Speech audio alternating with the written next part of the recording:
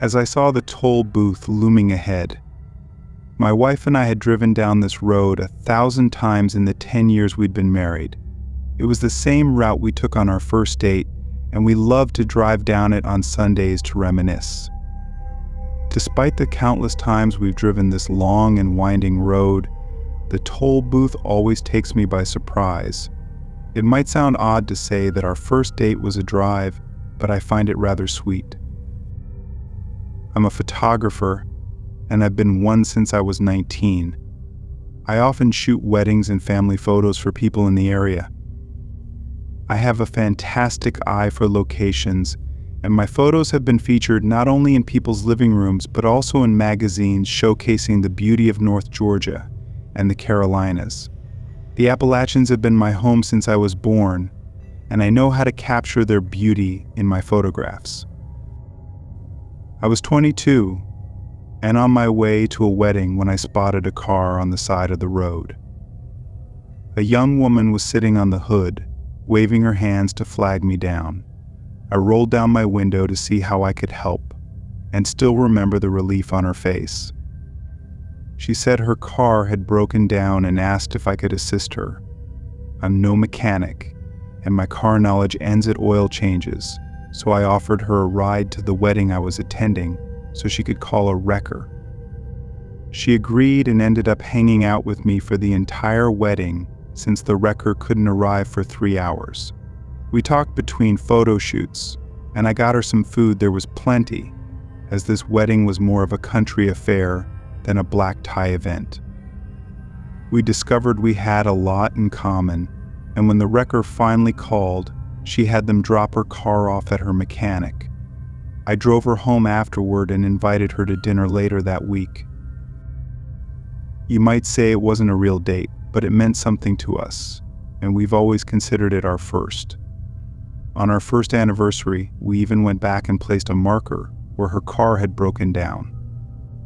It may seem a little macabre, but we put a wreath there to commemorate the little coupe that died on the spot where we met. We still maintain it and stop there sometimes to remember how we came to know each other. The spot where her car broke down is about 2 miles from the toll booth. The toll booth is an oddity, just a random structure out in the middle of the woods. You put 50 cents into the basket, the booth is never manned, and continue on your way. I have no idea who comes out to collect the money. I imagine it doesn't make much, but it's probably some senator's nest egg for when he gets voted out of office. We always keep change in the car for this toll, not minding the small fee to visit the road that started our happy life. Today, however, I couldn't find 50 cents in the cup holder. It had been a busy week. We just put a down payment on a new house. My wife had started a new job, and I'd finished shooting a big wedding that more than covered the down payment, but left us a little short otherwise. We'd cashed in our change jar to get by until payday and forgot to set aside coins for the toll. The drive was meant to be our date night this weekend. We had a picnic packed in the back seat and planned to head to the lake where we had our wedding. We go there sometimes to picnic, swim, or just enjoy a quiet afternoon together. "What's the matter?" Carol asked as I rummaged through the car for change. I dug out a nickel from between the seats, weighing the pitiful pile of coins in my hand: 5 pennies, 2 dimes, and a nickel. The arm of the toll booth hung across the road, more a wooden suggestion than a real barrier. I had thought many times that I could probably drive through it, but that was a bit too rebellious for me. "You got any change?" I asked, doubting she did, but wanting to be sure. "Nope," she said, checking her purse before exclaiming, "Aha," and dropping another nickel into my palm. "Well, that's better, but still not 50 cents, I said, shaking the cup holder to remind her we'd recently traded in our change jar. "Oh," she replied, looking contemplative. "Well, what should we do, my dear?" I considered turning around, maybe forgetting the whole thing, but a new idea bubbled to the surface. I pulled onto the soft shoulder of the road, the car protesting as much as my wife. I was sure my tires would bog down at any second in the turf and seagrass, and I half expected to be stuck and have to sheepishly explain to a highway patrolman how I ended up there. But to my surprise, I maneuvered around the barricade easily. I laughed, wondering why I hadn't done this before. "What are you doing?" my wife asked, half laughing, half aghast. "We've paid this toll plenty of times. It can give us a pass just this once." We both laughed as we drove away from the lonely little toll booth, but even then, I felt a slight twinge on the back of my neck, a feeling I would remember later and realize was a warning. We continued down the familiar road, enjoying nature's bounty and chuckling at our daring. The trees were ablaze with early fall oranges and deep greens. The sky was a perfect robin's egg blue, and I knew the lake would be wonderful today. We planned to watch the sunset, maybe have a little fire before heading home, and snuggle in bed at the end of a perfect day. It was a good plan, but someone had a different one. As we drove, my wife watched the leaves with interest. She's an unofficial leaf looker, though she'd never admit it, and our house has many pictures of beautiful foliage. As I drove the winding road, I saw her lift her head from the car window and squint at the passing colors.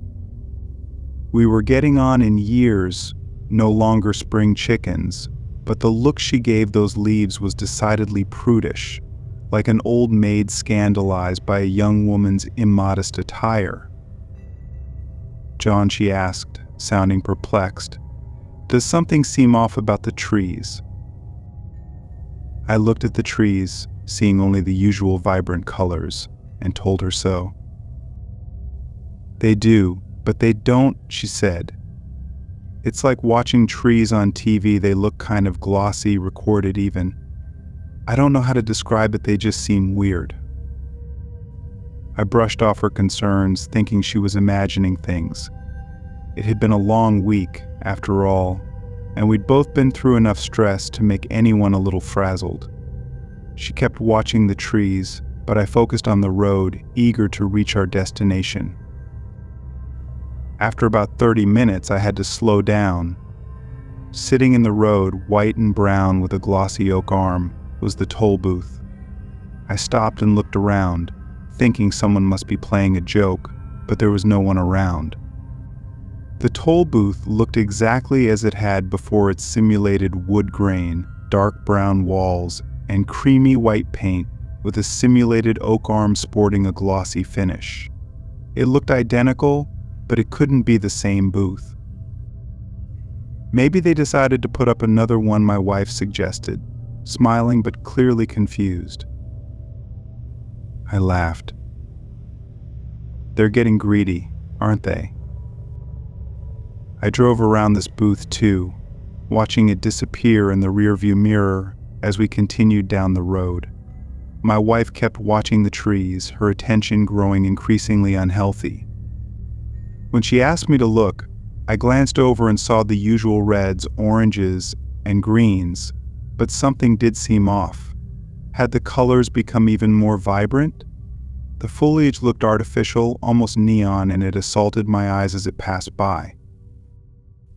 "Okay, you can't tell me it's just my imagination," she insisted. I didn't answer. I just wanted to get to the lake and make everything normal again. This was weird, sure, but it was just some strange phenomenon. Once we reached the lake, everything would be fine. When we drove here next weekend or the weekend after, it would all be back to normal. I edged my speed up a little, wanting to leave the technicolor trees behind and reach the deep woods I knew were coming. We'd been driving for another half hour when my brakes screeched against the pavement. I blinked in disbelief. It couldn't be the toll booth was back. My wife leaned forward, staring at it in shock. It looked exactly like the other two, but that was impossible.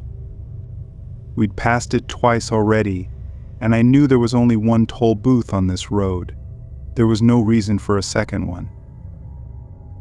"What the hell?" my wife asked, and when I pulled around the arm, it was a bit more aggressively than I intended. "Maybe," she started, pausing nervously, "maybe we should just pay the toll." I didn't say anything. I was too angry to even acknowledge the prickle on the back of my neck this time. Stupid money-grubbing jerks, they hadn't thought they could line their pockets enough with one toll booth, so they added 2 more. This was unbelievable. I had a sense of humor about the first one, but if they thought they were going to gouge me for another toll. John. Well, they had another thing coming. I was going to write my senator, write my congressman, maybe even write the mayor. I wouldn't pay for this. I refused to pay for it. I slammed on the brakes, and my wife screamed as we avoided rear-ending a truck. I gave her a frightened look, one she was reflecting, as we both tried to figure out what the truck was doing in the middle of the road. I leaned out the window, ready to curse the idiot, but the words died on my lips as I stared at the back of the truck. It wasn't a truck, it was the toll booth. Now, I knew something was wrong. I was going to back up, get away from this whole situation, but that didn't happen. I threw it into reverse, stepped on the gas, and not 5 feet away, my bumper hit a brick wall. My wife screamed again, clutching at her seat as I cursed. I wanted to get out, but the look on my wife's face told me to stay inside the car. Then we heard something. The sound was odd, and it was coming from somewhere close. The road around us seemed to blur, the trees bleeding their colors until it looked like an old VHS tape. I squinted at the toll booth, trying to see what was wrong with it. Then I saw movement, something not quite natural. Something was inside the booth, and as I watched, the glass door opened slowly. What stepped out of the toll booth was not a person. It had a human-like shape, but its head was too small, its legs too long. The skin looked like latex pulled tight over something solid, and its eyes were beady, like an animal's. I stared at it, my blood freezing as I watched it lumber toward us.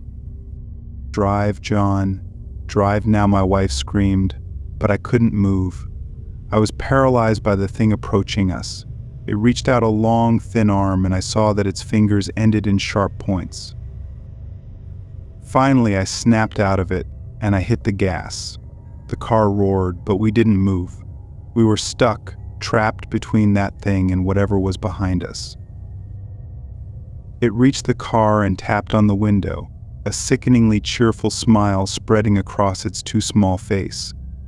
Then, in a voice like scraping metal, it said, "Toll, please."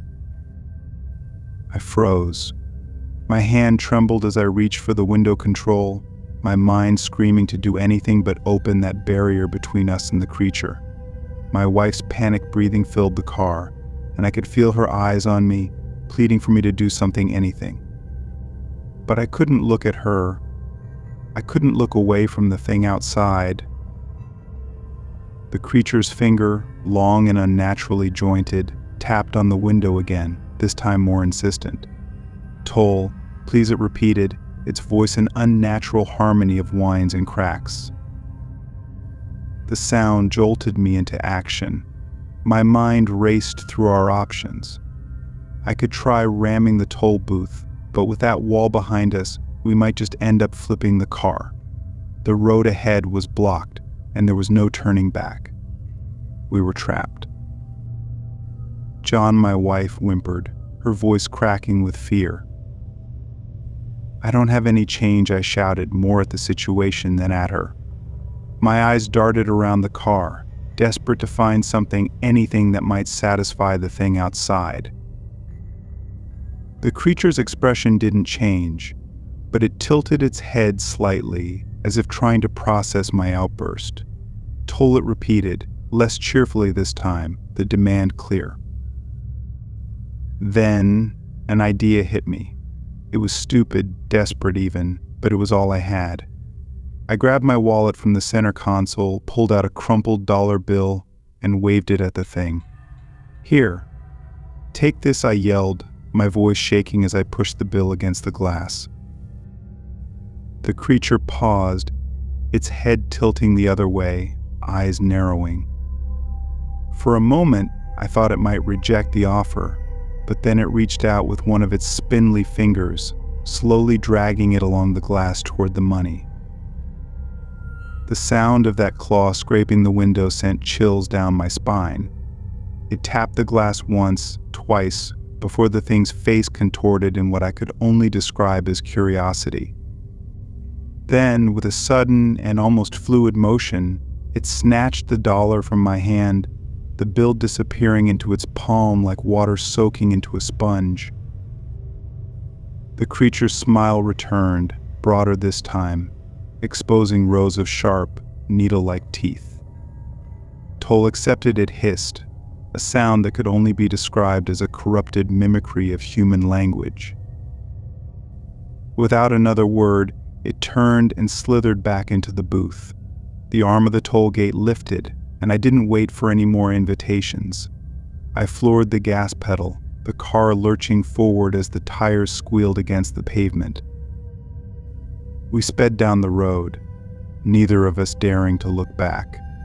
The trees, once vibrant, were now a blur of color, the world around us warping and twisting, as if reality itself was fraying at the edges.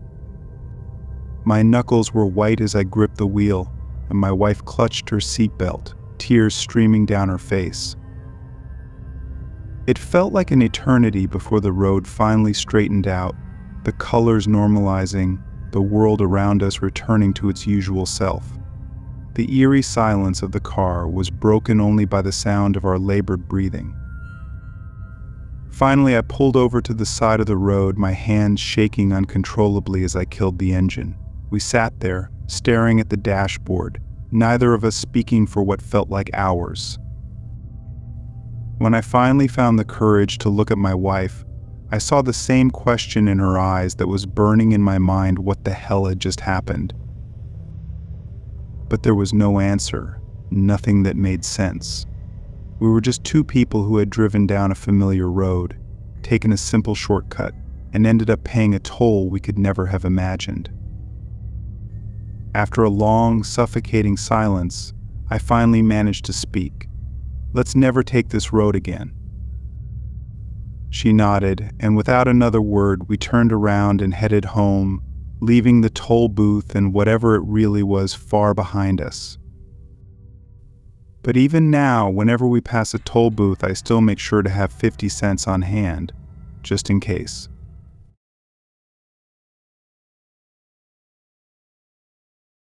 Our father was actually born in Mexico and moved to the US for a chance at a better life.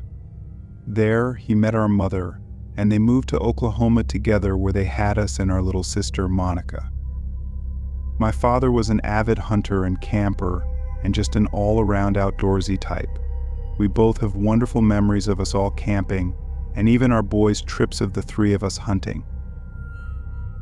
In the early 2000s, my father passed away due to heart complications. We were all devastated, as he really was the rock that held us all together, truly a family man. After we all took nearly a year to grieve and feel sorry for ourselves, our mom convinced us that it's not what our father would have wanted. We knew that we needed to move on for him, and that's precisely what we aimed to do. So for the anniversary of his death, we decided to continue his tradition of father-son trips and drive down to Mexico in order to sprinkle some of his ashes in his hometown. Our planning was very meticulous. We knew what essentials to pack and what would just take up space. We took our camping gear expecting to be sleeping under the stars, not in hotels, or at least in the back of the truck. We packed a cooler with simple foods to last us in between, as well as another cooler with water and our dad's favorite lemonade, our little splurge. We set out looking forward to a few days away, a chance for us to heal and move on. The trip started out great. We made a few stops in between to sightsee or to rest. We even got into Mexico with little hiccups on the way. We actually found the exact house that our dad used to live in. The people that lived there at the time of our trip even invited us in and told us about how they actually knew our grandfather, which was how they got the house. It was supposed to go to our father, but he agreed with his father to let the family have it as they were in more need of it. Then he was just another show of how selfless our father was. We sprinkled some of his ashes there, and then we planned to go to his favorite fishing spot that he went to with his father. We stayed in Mexico an extra day just to experience it. We went a few times as kids, but it had been so long ago, and we hardly remembered everything and wanted to see it all as adults. After our time in Mexico, we knew that we had to make our way back home. So we packed everything up and prepared to make the way back. We refilled some of our food and water, but they didn't have a lot of options for bottled water where we were at, so we grabbed what we could and said that we would fill up at the next chance we could get. We had tossed our used bottles, not thinking about refilling them, so we were kicking ourselves for that. Anyways, we still had a good amount of supplies, so we thought we would be okay. But what we did not account for were truck problems that would severely throw a wrench into our plans. As we drove and talked, there was suddenly a loud popping sound and the check engine light kicked on. We could hear a weird gurgling sound, and we both looked at each other like, what the hell was that? We pulled over to the side of the road and opened the hood to see what happened. The only problem is we weren't exactly mechanically inclined. Our dad tried to teach us some things, but of all the things he tried to get us to do, we just could not grasp the car thing. It just wasn't our thing, and I think he knew that, so he didn't push it much. We knew how to change oil, but that was about it. We looked under the hood and couldn't really see anything immediately wrong. Our initial thought was to drive it slowly with the hazards on to the next town and to call for a tow truck to the closest car shop. As mentioned, this was the early 2000s, and neither of us had cell phones, so we had no way of calling anyone. But when Alfredo went to try to start the truck, it wouldn't turn over at all.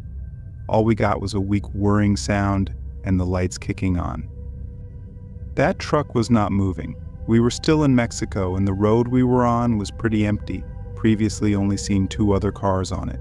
We both agreed that all we could do was wait for someone to pass and hopefully stop to help us. We just took it as a time to relax. We sat in the bed until we got too hot and then moved into the truck, thinking the shade would help some. However, it soon became too hot in there as well, so we treated it as another night and set up our tent in the field next to the road. We thought we could at least rest and eat, and if anything, maybe a cop would come by to tell us we couldn't stay there and we could get some help. But I guess that was just us being optimistic. There wasn't a single car that drove by that day or through the night, at least while we were awake. We ended up falling asleep without being disturbed once, and we woke up in the same situation that we were in. We considered walking, but we couldn't remember how far away the last stop was. We'd been driving for quite some time, and by foot it was going to take even longer. We once again decided to wait it out, hoping that it was a fresh day, and surely there would be at least one person. It had been hours, and still nobody was around. By midday, the temps had to be in the triple digits, and we had to stay hydrated with how much we were sweating. However, we didn't have a lot of water left. We had 4 bottles between both of us, and even portioning them, we were running low. I made the decision that I had to try to get help somehow. I filled up the empty bottles with the water from the food cooler and put them in the cooler next to Alfredo. I told him I was going to get help, and he didn't really respond. I was worried that I was running out of time. I started walking in the direction that we had come from, and I was only an hour in, according to my watch, and I was already starting to regret it. I was feeling weak and dizzy, and my water was almost gone. I was scared and angry. We just wanted to have a good trip with our dad one last time, and we were still hindered. I stopped to sit on a boulder, trying to calm down, when I heard the rolling sound of wheels on gravel.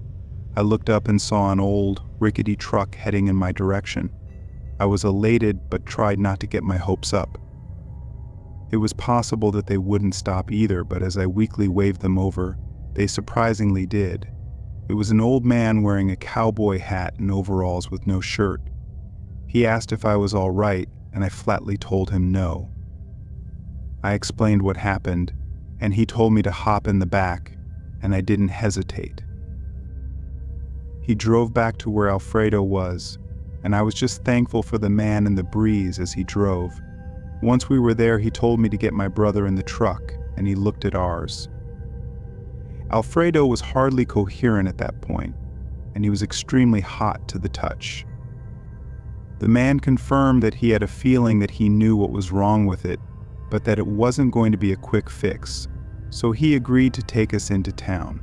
I quickly threw our camping gear into the back of the truck, not giving a damn about the stuff at that point. I just wanted my brother to be okay.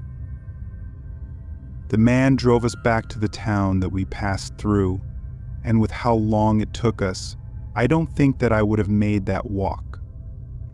The man said that he was actually planning on picking some things up from his sister a few towns over, and he almost didn't because of how hot it was that day. I was just incredibly thankful that he decided to go for whatever reason he did. Once there, I got Alfredo to a clinic who confirmed that he was severely dehydrated. We got fluids and electrolytes in him, and he was back to normal for the most part, other than a migraine and being tired. We stayed there a few more days until we could get our truck towed and fixed at least enough to just get us home. I couldn't thank that man enough for being so generous to us, and I even offered to pay him, but he refused. Thankfully, we were able to get home after that with little problems, and we made sure to have a full pack of water. Even if it was hot, it was better than no water. Looking back, the trip was still enjoyable. I was happy that we were able to get to Mexico with no issues to give our dad a proper send-off, and I feel as though that since he was with us, he was looking out for us that day too. I will be forever grateful for the man that stopped.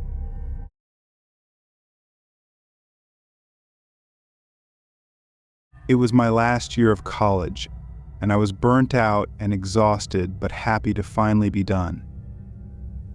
As a congratulatory gift, my boyfriend planned a road trip for the two of us and my best friend Cassidy, whom I hadn't seen in a year due to my schoolwork.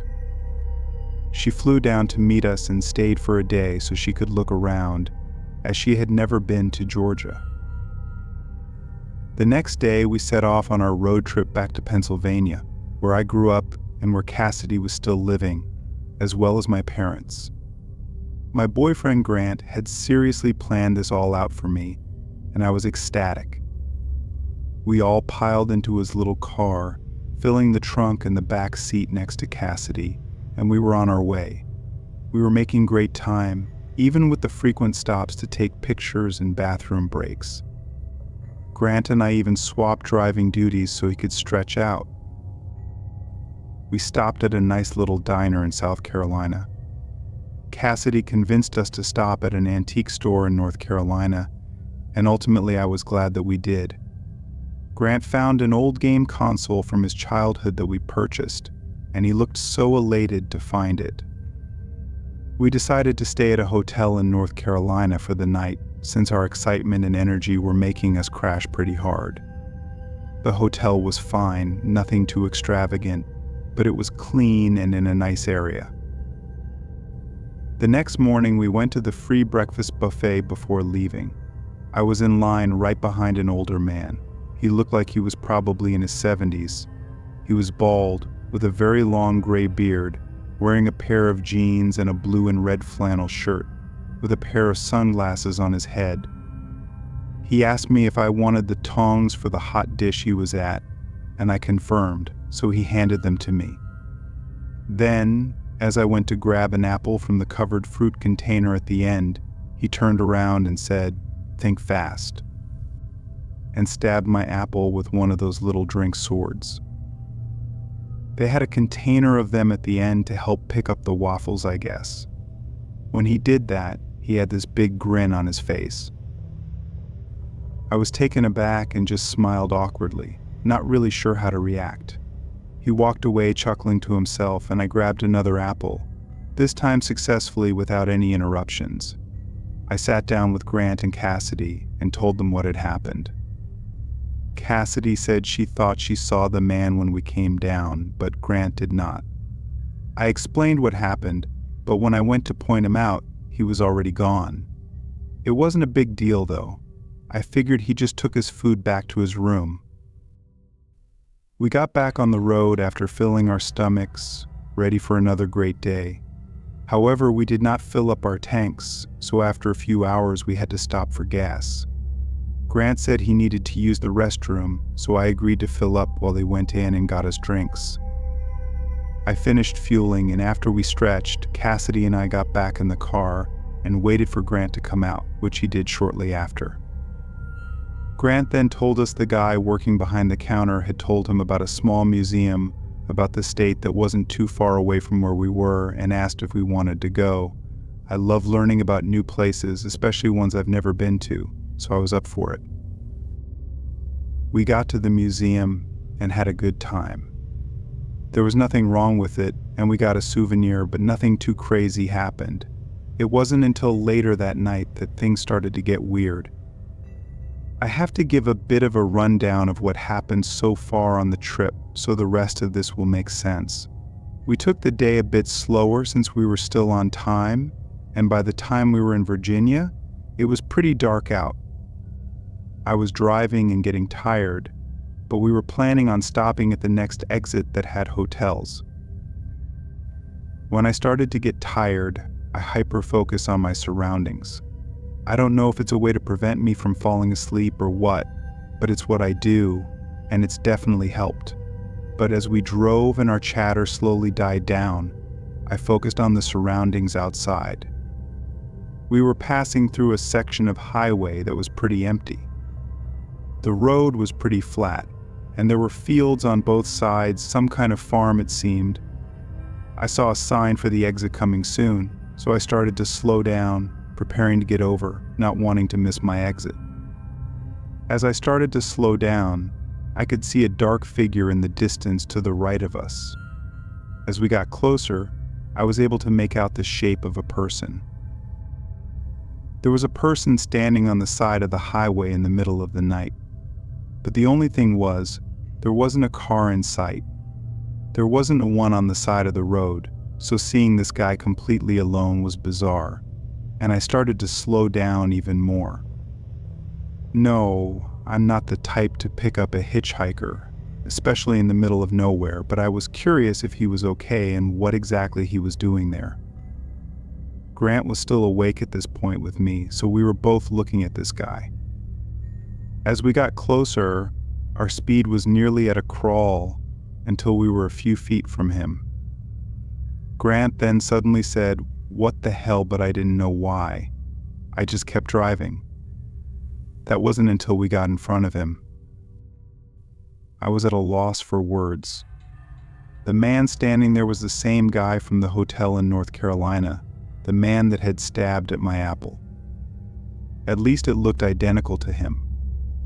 He had on the jeans and flannel shirt, was bald, had a long gray beard, and his sunglasses were even sitting on his head still.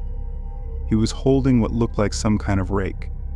I was at nearly a crawl trying to look at this guy.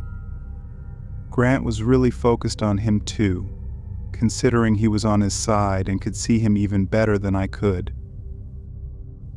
I mentioned that he looked like the guy from the hotel, and Grant quickly said, "Drive, don't stop, just drive." The way he said it scared the hell out of me, so I gunned it to the exit and got off the highway. We stopped at some hotel, and I asked him what the hell that was about, trying to see if maybe he saw something I didn't. He asked me again about the guy from the hotel, and I described him, explaining how he looked just like him. The color from his face drained, and he told me that's exactly what the guy looked like at the gas station that we stopped at. I tried to be reasonable. He definitely looked just like the man from the hotel that Grant did not see, but I also didn't see the attendant at the gas station. Grant had no reason to lie about his description. In fact, he seemed more disturbed by the man on the side of the road than I did, so I can't see him doing all that just to freak me out. We both agreed that it had to be some kind of crazy coincidence and woke up Cassidy so we could get into the hotel. We got into our room and also explained what happened to Cass, and she agreed that it was bizarre, but otherwise we all kind of just dropped it. The hotel wasn't anything spectacular. We wanted a place to rest and shower, so the quick continental breakfast was welcoming too. We were back on the road and back to enjoying ourselves along the way, talking, laughing, and singing. There was apparently one planned stop close to the border of West Virginia and Pennsylvania, something that Grant specifically wanted to check out. We were kind of torn at that point in our trip. We were contemplating just driving the rest of the way home or if we should stop again. It would be earlier, so we would have the day to do whatever we wanted. We agreed to stay, and that way we didn't push ourselves either. We stopped at a restaurant for an early dinner and looked up some hotels in the area and made our choice. We picked a pretty popular looking hotel. The price was decent and the rooms looked clean. They also had free breakfast and a pool. We tried to keep it cheap, but we also wanted to be able to enjoy ourselves. Anyways, we left the restaurant and headed for the hotel, ready to take a dip or maybe a nap. But once we walked to the front desk, I was immediately in panic mode. Standing behind the desk was the same man from the gas station, from the field, from the last hotel. It was the same bald man with a beard, sunglasses, a flannel shirt, and jeans. He even smiled at us. It was the kind of smile of familiarity, like when you recognize someone. When we all noticed him, we looked at each other as if trying to determine if what we were seeing was real. Again, Cass saw him from the first hotel, so now we had all seen him in multiple places. How was this possible? There was no way he could have been following us. Most of our trip was unplanned, and sometimes we were ahead, sometimes behind. The guy was nice, asking us about a room and making small talk. He asked where we were coming from and where we were going, and I couldn't speak. Grant said we were from Georgia, but just said that we didn't have a destination yet. I could tell that Grant was suspicious too. Cassidy then jumped in and asked if he was from another state, and he laughed and said no, saying he'd lived in Pennsylvania all his life. We checked in and quickly walked up to our room, not talking until we were in there. We all discussed what happened, and nobody had an explanation. The guy even remembered me from the first hotel. There was no way it was the same guy. There had to be an explanation. It was late, so we decided to stay. The entire night we all had difficulty sleeping. I was constantly on edge. I tried looking up some kind of explanation, but I got nothing. The next morning we woke up early and just left, not bothering with breakfast. We were back on the road for the last part of our journey. We weren't too far from home, and now we just wanted to get there. It wasn't until that last part that I thought about something the guy had said. He mentioned he had lived in Pennsylvania all his life. I asked Cassidy if maybe she had seen someone similar and just thought they looked the same, but she didn't think so. Grant was the same way. There had to be something weird going on, but I couldn't put my finger on it. I just wanted to get home and not think about it anymore. We made it to my parents' house that afternoon. I didn't tell them what had happened since it just seemed too bizarre. We spent the next few days relaxing and catching up, which made me feel better. The whole situation with the man was in the back of my mind, but it wasn't something I wanted to focus on. I was sitting in the living room with Grant and Cassidy a few days later, watching TV. We were just lounging around, and I was flipping through channels, and that's when I saw him again. The man with the beard, the sunglasses, and the flannel shirt. He was on the TV, and I was shocked. It was a news segment about a missing person. The news anchor said his name was Tom Jackson, and he had been missing for a few days. He was last seen in North Carolina, but there were reports of sightings in other states. I didn't know what to think. I told Grant and Cassidy to look, and we all just stared at the TV, trying to process what we were seeing. How could this be the same man we had seen multiple times during our trip? I felt a chill run down my spine. The whole situation was too strange to ignore, but there was nothing we could do. We called the police and told them about our encounters with the man, hoping it would help in some way. They took our statement and said they would look into it. To this day, I don't know what really happened. We never heard back from the police, and the case eventually went cold. The memory of that trip still haunts me, and I can't help but wonder if we were being followed or if it was just some bizarre coincidence. Either way, it's a story I will never forget.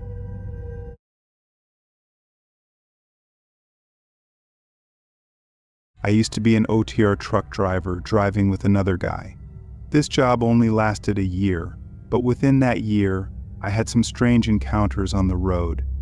Despite some of the weird people, there was one guy that creeped me out more than anyone else. He's one of the main reasons I stopped driving in the first place. The interaction happened at night. We were driving a load down to California, set to arrive the next day. That night, I arrived at a rest area in Arkansas at about 3:30 a.m. I had just finished my drive time and was set to take my 10-hour break.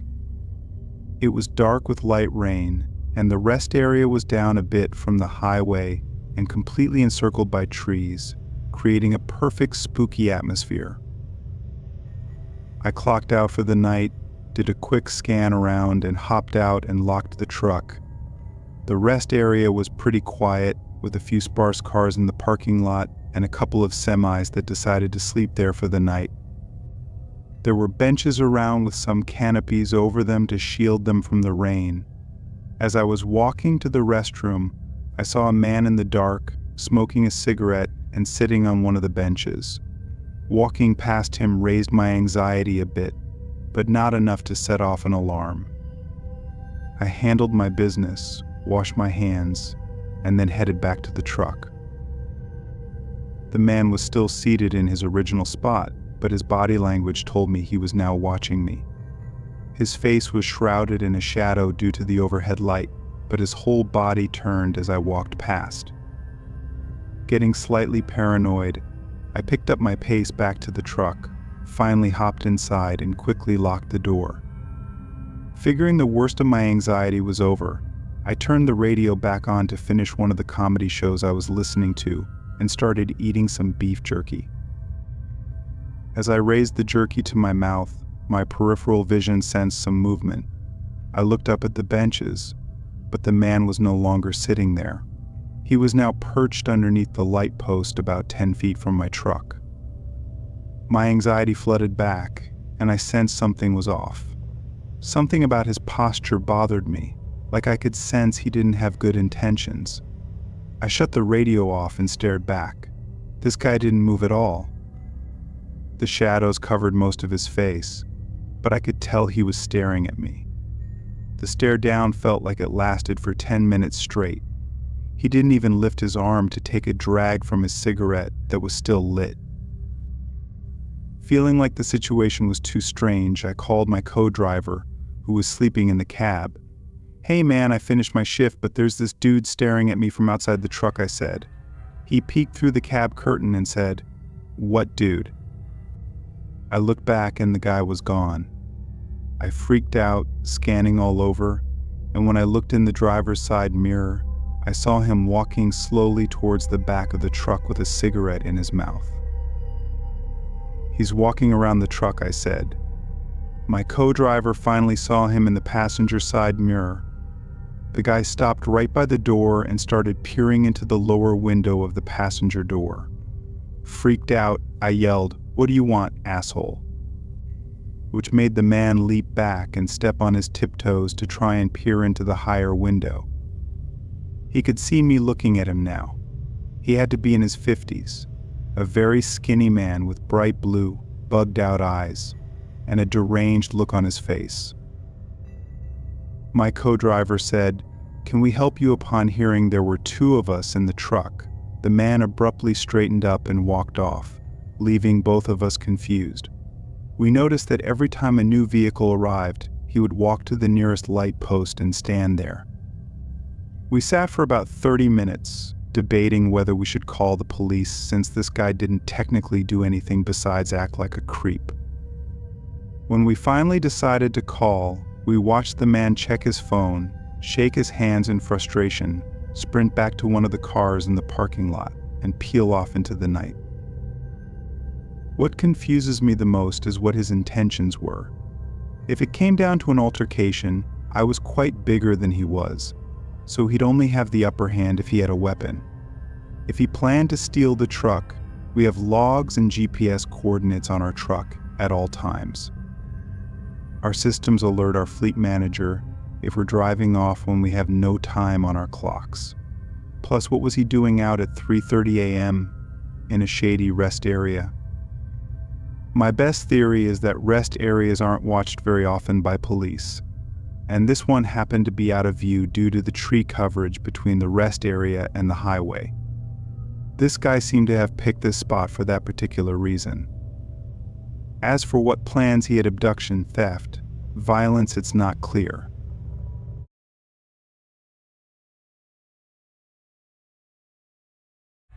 About 6 years ago, I was with my friend Tom at my parents' cabin. We decided to head off to a casino located in an Ojibwe reserve about 40 minutes away. The entire stretch of highway between is heavily forested and has no lights, meaning it can get incredibly dark. We got there, played some poker, tried a few table games, and even grabbed some dinner with our winnings. It was a pretty successful night overall. We ended up leaving the casino around 1 a.m., a little later than I would have liked given the lack of street lights. We drove for about 20 minutes on the highway without passing any other vehicles when I noticed two green orbs just off the highway before a hill. Realizing it was a deer, I slammed on the brakes and waited for several deer to cross, then resumed driving. As soon as we made the crest of the hill, Tom screamed, "Holy shit!" Right in front of us was a young woman walking in the middle of our lane towards us, no more than maybe 30 feet away. I slammed on the brakes again, coming within 10 feet of her. Thankfully, slowing down earlier and climbing the hill meant we weren't going as fast. What was going through my mind wasn't that I nearly ran someone over, but that this young woman with pitch black hair was wearing a white nightgown with no shoes and was still walking towards us with a blank, expressionless face. I'm not going to lie, that image frightened me because it looked like something straight out of a horror movie. Tom and I waited to see if she was going to come up to our window and maybe ask for help or something. She made it to the front of my car, then went around the driver's side, raising her hand and dragging it across the side of my car while continuing her walk.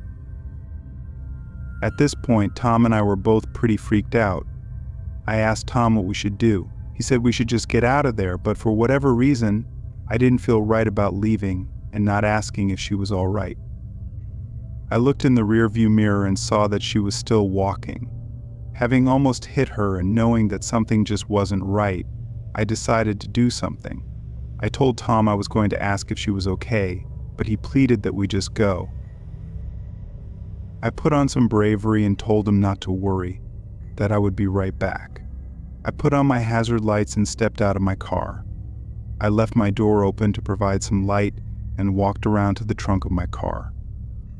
The interior lights didn't do much, but they allowed me to see an outline of her slightly down the hill. Only able to see her every other second, I half yelled, "Hey, are you all right?" She finally stopped walking but faced the other way, with no response. I then heard Tom's door open as he was getting out to join me. Suddenly, she started screaming. Tom and I both ran back into my car, and I just floored it. I got a lot of shit from Tom for the remainder of the ride back to the cabin. I haven't seen or heard anything like that on the highway since then, and I'm pretty thankful for it. That was the creepiest moment of my life.